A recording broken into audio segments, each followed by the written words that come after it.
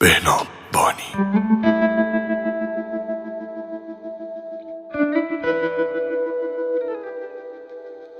به حرفایی که میزنم فکر کن، به احساسی که بود و نابود شد، به عشقی که با هم شروع کردیم و به یه دوستی ساده محدود شد.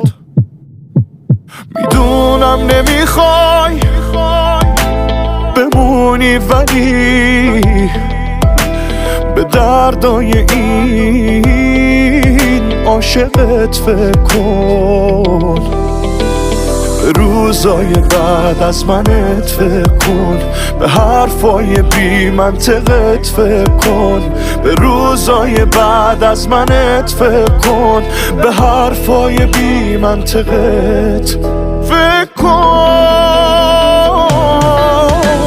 توقع ندارم توجه کنی به عشقی که بعد از تو نابود شد، به سیگاری که تو دستای من درست لحظه رفتن دود شد. توقع ندارم بفهمی منو، تو هیچ وقت نمیتونی درکم کنی، فقط چند لحظه به من گوش کن، اگه خواستی میتونی ترکم کنی.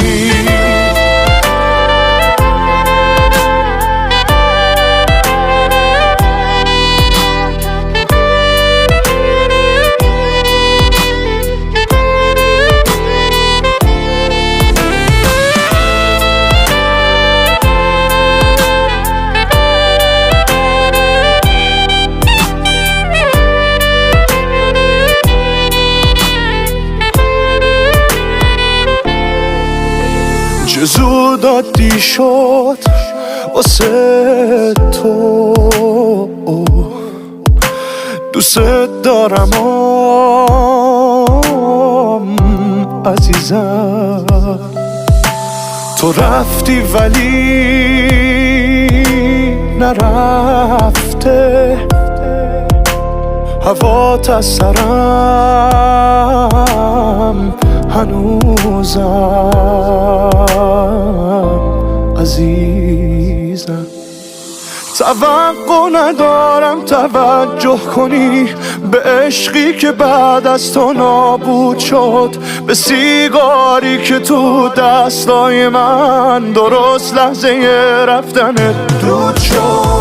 توقع ندارم بفهمی منو، تو هیچ وقت نمیتونی درکم کنی، فقط چند لحظه به من گوش کن، اگه خواستی میتونی ترکم کنی.